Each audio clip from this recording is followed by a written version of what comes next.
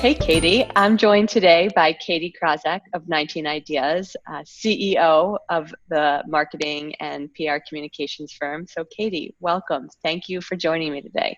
Thank you so much for having me. I'm honored that you wanted to speak with me.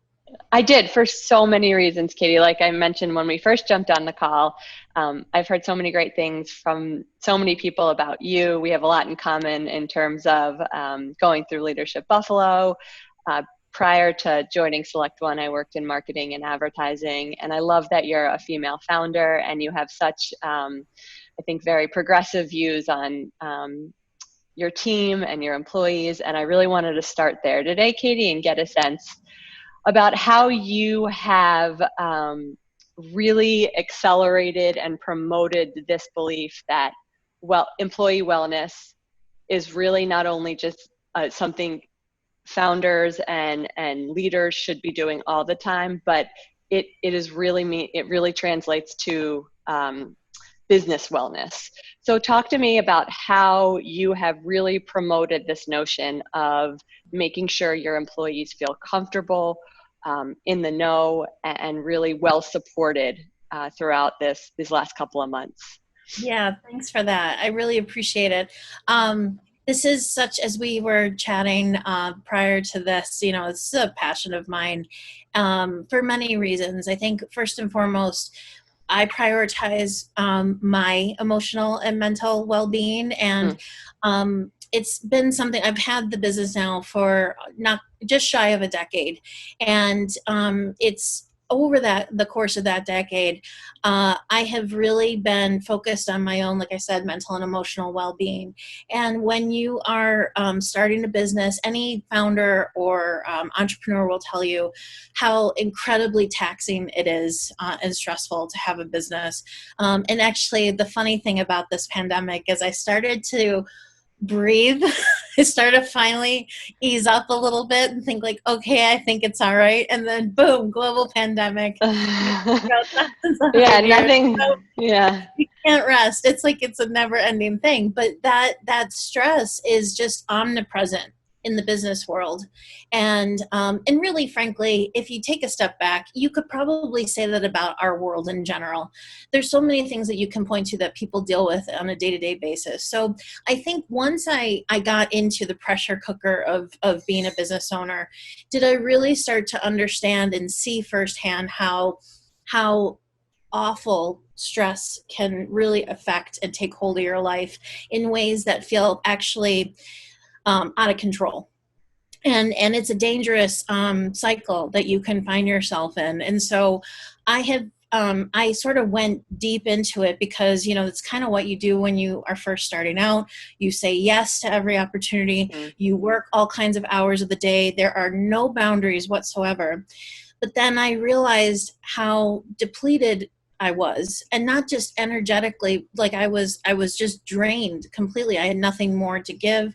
And, how can you keep your business going, which is not just your livelihood, it's the livelihood of your employees too. Sure. That responsibility never leaves me at any given moment of any given day. How I prioritize it is really, I think, one thing that really struck me, it might have been 2 years ago at this point. I don't know if you've ever seen the Richard Branson quote about if you take care of your employees, they'll take care of your customers. Mm-hmm. And that's like the perfect thing, especially for a service-based industry like ours.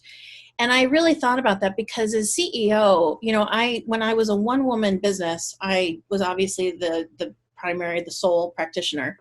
But as I grew my business, I transitioned from practitioner to executive and to leader. And so that made a lot of sense to me because it really isn't my job to take care of the clients on a day-to-day basis the way that it is for my team. But they're in there essentially doing a really critical job talking to people who are helping maintain our business. That's not a small task. And I don't care what level of the company you're coming in. That's a huge ask I'm asking of them, if you really think about it. Bringing people on is such an intimate thing when you're bringing them into your company.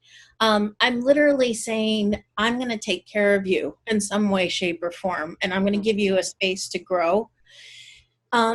I take that so seriously, and it just sort of amazes me when people don't take it seriously, and vice versa when you're a job candidate. So, I mean, I can talk a little bit about, some of the programs that we've implemented, as far as, like we have a weekly meditation practice that's led by one of our software developers who's a mental health professional.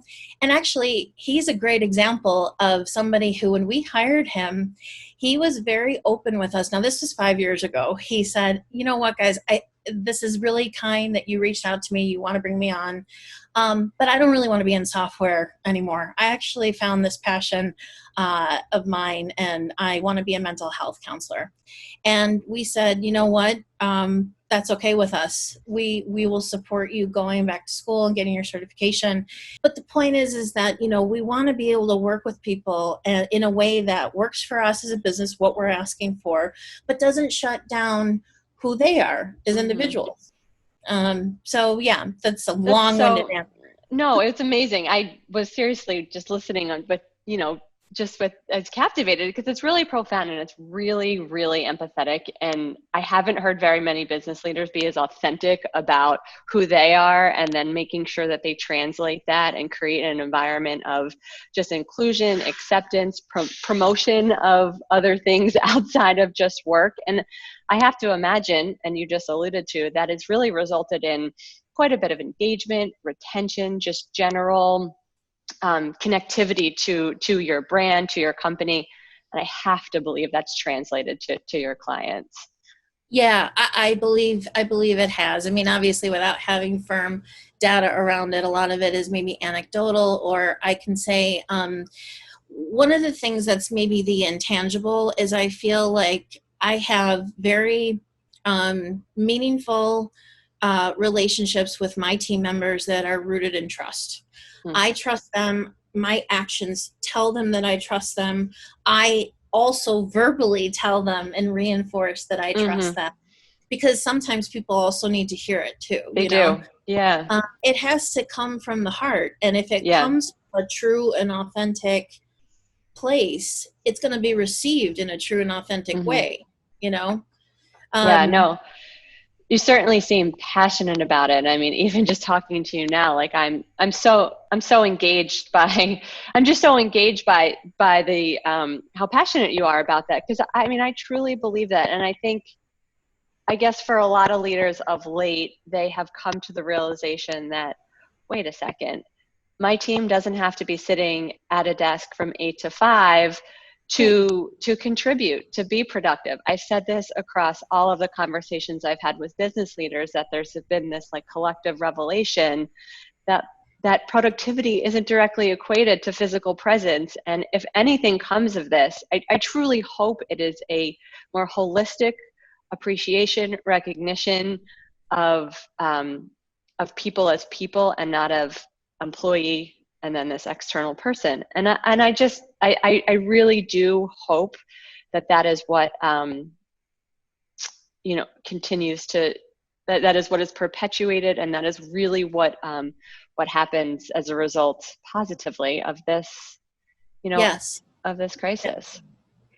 I think you're spot on with that. It's actually mind-blowing to me how much of a revelation it's been for some people, because, and I don't mean that in a rude way to anyone who's maybe just waking up to that sense, but I kind of think of it as like, how would you feel if you were sort of just expected to punch the clock and weren't trusted by your boss to get your work done, even though you have clear goals and clear milestones and timeframes, and we take such pains in business to lay out from an operational and process point of view, but yet, and then we take a lot of pains to go through this hiring process and try to emphasize hiring the right people, to go through all of that, and yet still at the core of it, you're not fully trusted to get your job done. And people might think this is crazy, but I take every single person out for a quarterly coffee. Well, what was a quarterly coffee now, virtual chat. I sit one-on-one with them and I chat with them about anything, whatever they want to talk about. If they want to talk about anything in their personal life versus they want to take the opportunity to talk about work with me, you know, and it's been really great because it's kind of like when someone goes through a tragedy and you offer your sympathies and you say, let me know if there's anything I can do. The person who's going through that tragedy is never going to reach out to you to say, this is what I need you to do. It's just never going to happen. So then it shouldn't be you put the onus on that person to come to you. And it's a similar thing, like the thing that you hear all the time that managers say, my door is always open, come see me. Well, they may not. So I'm going to go to them and say, the relationship I have with you is a priority. You're an important member of this team, no matter where you sit in the company. And I'm going to take time to connect with you, you know, and I think it resonates with people. Yeah. Why do you think business leaders don't do this? Like I know you simplified and beyond what I know is probably a deliberate effort to like really connect and prioritize creating an environment. But how did we get to this? What you're saying seems so obvious and it seems so important. Yeah. Why hasn't it been like this, do you think? Like why aren't more people of the mindset that you are? I know you probably don't know an answer, but that's just what I'm thinking about now as I listen to you. Because what you're saying is so true. I think one of the things actually that has been striking in this pandemic, and I say this carefully because people are getting sick and dying, and it is horrific when you look at the numbers of that. For the people who are in a position where they're healthy and they, whether they have employment or don't have employment, I think what I'm hearing is several people who have said, this has been an opportunity to let go of a lot of the way of life prior to this pandemic that they never would have been able to let go of because they were so stuck in their programs or telling themselves what they had to do, or these false expectations or unrealistic expectations either they put on themselves or what society sort of deems you should be doing. And I think that is so unhealthy, but it's prevalent. It's so prevalent in our culture and our world. But like, when do you stop the wheel to get off? Yeah. And if anything, again, very lucky to be able to say this, but this pandemic has, you know, stopped the wheel. Even for me, somebody who already prioritized stuff like this, I was still engaging in unhealthy behaviors in the sense that I was just, my time was never mine. It was always giving it to other people.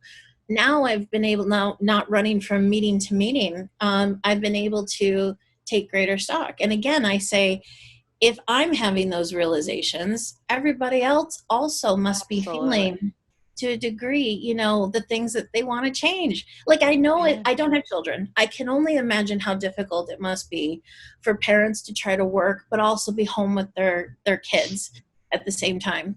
And my feeling is like, how beautiful is that like you don't separate for 9-10 hours, that you're actually together. And as an employer, I'm going to trust you to get your job done. So if that means that you have to switch hours around to be with your kids and spend quality time with them and pay attention to them and be present with them, and then do your work at a different time, I mean, it can all work. I guess that's what sort of confuses me, is why do people think that it has to only be one way or two ways? It can be multiple ways.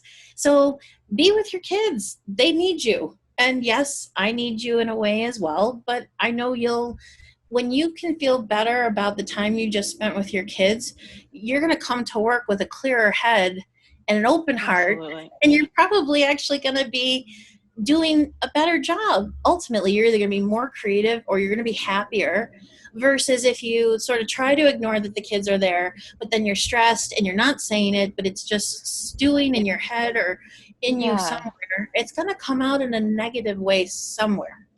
Absolutely. Yeah. I think you touched on so many things, but what resonated with me is the belief that people, or the hope that people take this opportunity to press pause, and to really reflect. I think on a personal level, I've taken this opportunity to take a step back. I have more time, right? So I'm really, really trying to appreciate that time. I don't have to commute from Lewiston to the city anymore. I get 2 hours a day back. And I've tried to appreciate what this new lifestyle has afforded me, in so much as I've tried to pause and say, what are my values? Like, what does success look like? Where do I want to spend my time? And I don't think people spend enough time prioritizing truly what their values are. Yes. What does success really look like? Those are really hard questions, and it's not something that I think you can answer in a few minutes. I mean, I think it's a process for you to really, really, really list out all the things that motivate you, energize you, intrigue you, and to identify what where you want to spend your time, how you spend your time, and who you spend your time with. I hope for a lot of people, I know for me personally, I've become healthier in terms of prioritizing my health, being able to exercise more. Just the grind of pre-March, it just has seemed to slow, and it's been really, really refreshing, and something that I have made a commitment to continue, even if things do in some way go back to normal, which I hope they don't. So I appreciate your perspective so much on that, and how you've been able to recognize that in your own life, because leaders, they're just, the best leaders lead by example. And I think your team, whether or not they acknowledge that, is absorbing that and recognizing that, and hopefully emulating that introspection and that reflection. Yeah, thank you so much. Yeah, I appreciate everything you just said, and I agree. I think a lot of people are taking this opportunity to really think about themselves and what they want. And I agree that you have to really be in touch with that, because I think so much of our way of life shuts us down without realizing it. It's the go, go, go. It's the, even when you can point to things like how European countries give, 8 weeks of vacation, 8 to 10 weeks of vacation, they give a year off for maternity leave, and yet, like, the standard is like 2 weeks vacation. Some places only offer 10 days. It's just like crazy. It's mind blowing. Yeah, it's mind blowing. But it was just, that was just the norm. Like, no one ever really truly stopped to challenge these these ideas. Yeah.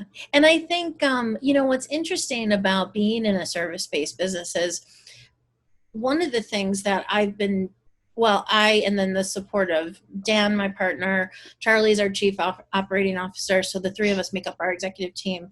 We've really been trying to prioritize getting the right client for us. And the right client isn't just about, it certainly is not about financial. Yes, we're a business, and yes, financial is always going to be a component of that, but it's not the top priority. Actually, what the priority is, how are we going to work together? Do we align from a relationship standpoint? Will they understand this is who we are? This is the type of culture we have as a company, because our clients, while not in the office with us, are an extension of that culture, because they permeate everything that we do anyway. So from even a personality standpoint, from the people that we work with on a day-to-day basis on the client side, to what does this company or organization stand for, and can we get behind it? That all matters, and I think that also matters to the emotional and mental health of our team, because they know that we're not just taking anybody on and grinding them, that it's with thought and with care and with consideration for all of our well-being. Because it's like, the other thing is, I don't like the idea that some business owners will say, or they might not say it out loud, but it's like, well, you get on who you get on board, rather, as a client, and then you sort of ship them off to whoever on your team that's going to take care of them. But it's like, I don't think that that's morally right to think of it that way. But also, if there's a problem with that client, guess who's going to eventually deal with it? It's going to be me. So it doesn't Yeah. make sense on a lot of levels to not really consider that. Hmm. Again, just from a service-based perspective, and I think we're lucky to be able to do that, but it's a priority for us. That's bold, Katie. And I say that because I have been in your shoes. We have been in your shoes as also a service industry so many times where I think I'll put this out there as a female, you have this intuition and this gut that you're like, this client just doesn't feel right. And then, the practical side of your brain is, but this is business. And like, this is an opportunity to bring in cash and we need that. And it can be a really tough position to be in at times. And I've struggled. Maybe I'm not, professionally mature enough yet or been able to effectively navigate that, but that has happened. So that happens often. And it's a difficult, I'm sure as a business leader, you've struggled with that. And I know we have too, where we have felt like something doesn't feel right about this client, but they're giving us Yeah. business. And, Yes. but that's a really, you seem like you've been able to make those bold, kind of courageous decisions. And I really applaud that because I've been in those positions and it has been tough. Oh, it's very difficult, but you know what? It was because we learned the hard way. Yeah. And I think the thing is that to me, um, we've had some challenges over the years. And I'll say, if we've been around for 9, let's say this was maybe half of that time ago or so, Hmm. where, I think when you live through it, you realize no amount of now again I say this, we're a business, yes, we need to be bringing in cash to keep the business viable, but when you look at what havoc certain behaviors can cause to your team and the strife that it causes, not just during the work hours, but then you take it home with you Yeah. and you're stressed, and then everything that you do with that client moving forward is difficult and challenging Hmm. because you're either dreading it or you've got a pit in your stomach, or then frankly, like I know, and you can appreciate this with what you guys do, the staff retention too. I start to Yeah. work like, Yeah. I don't want anybody terrorizing anybody on my team because I certainly don't terrorize them. I'm not going to allow a client to. Yeah. So it came with learning, and I Yeah. think you have to live through it to start to recognize at the onset when you're having those discussions in a business development pipeline Yep. of recognizing, like, you know what, they said this thing that didn't quite fit, that Hmm. might mean that we're not really aligned. Yeah, you're so true. Saying no is hard when you're a business leader. It takes a lot of guts to say no and walk away. But the alternative is all the things that you said, eroding trust with your team, just creating friction. Mhm. Um, it, yeah, I've lived that. We've lived that so many times, and it's nice. It's just nice to hear what other, especially in the service business, when there's a Yeah. lot you can't control. It's nice to hear that you've made that commitment from and learn from experience, and how important that is to kind of stay true to that, even when times are when times are hard, and you Mhm. know you there's this carrot of this opportunity. But yeah, so that's really interesting. So I want to shift a little bit, Katie, here, even though I'm loving where we're going. And I think we've touched on this, but I am outside of what we've already discussed, which is your prioritization and genuine commitment to self-health and connectivity to your emotions and how you're feeling. What other things can you attribute to your success? I mean, you started 19 Ideas, I think you said 10 years ago. It was just you, and now you've grown it to a well-known, reputable brand with a number of employees. I think you recently, if I recall, moved offices into a new space. Like you've built a business. How have you done that? In short, I know it's probably a long-winded answer, but if you can touch on one or two things, I'm really curious. No, I really appreciate that.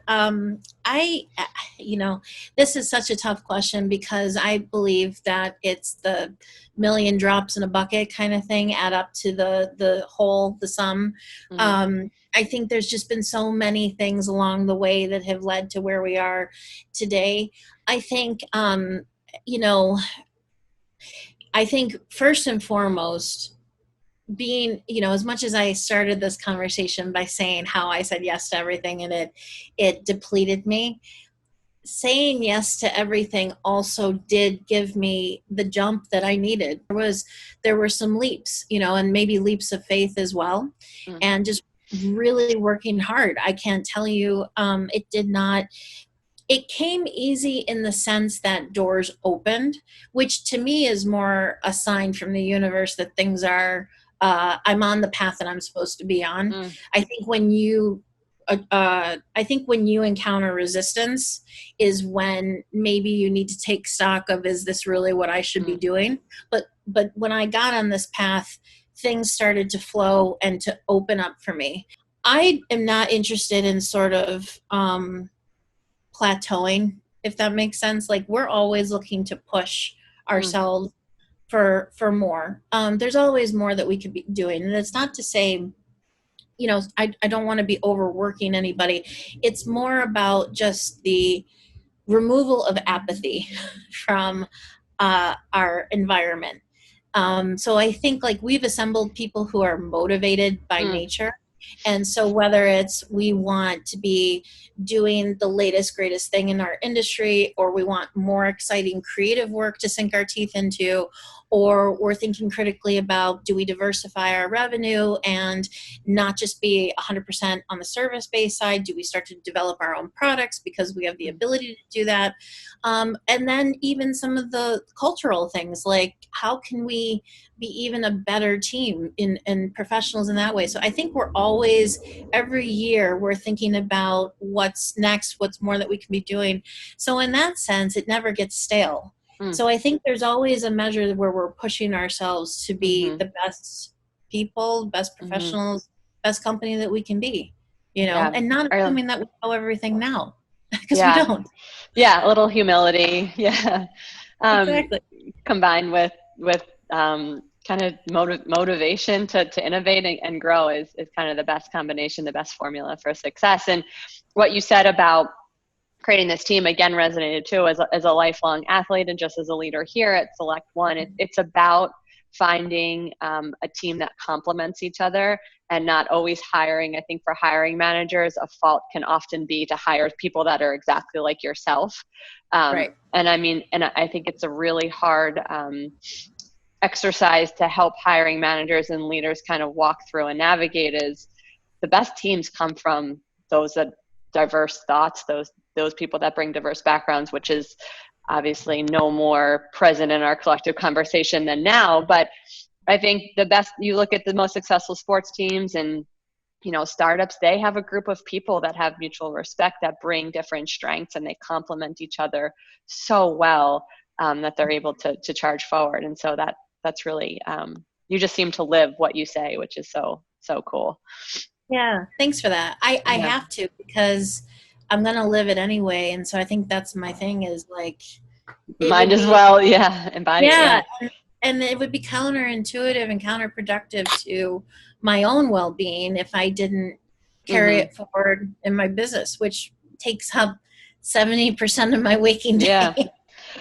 But so many business leaders just don't, Katie. So many business leaders don't. And I seem to be, I'm not just giving you praise just to do it. Like, we talk to so many business leaders and they just don't do those kinds of things. So,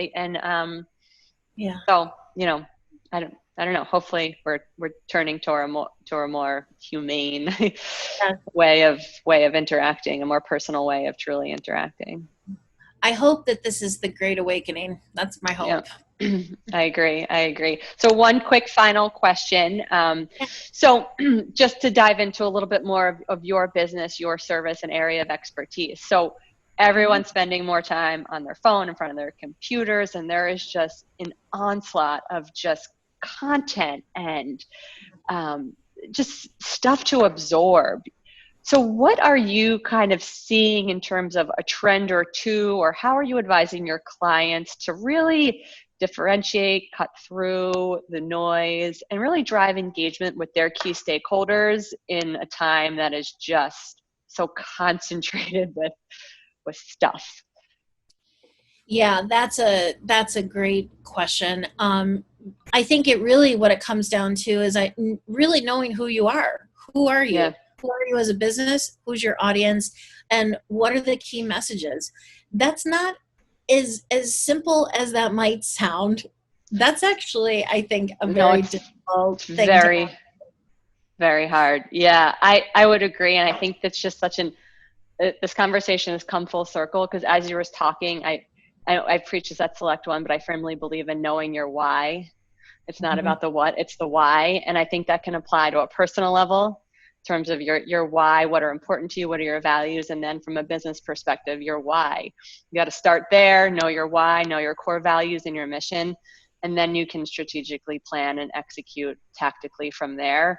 But it is much harder to do. And in reality is knowing that why and staying true to that, both personally and from a a business perspective.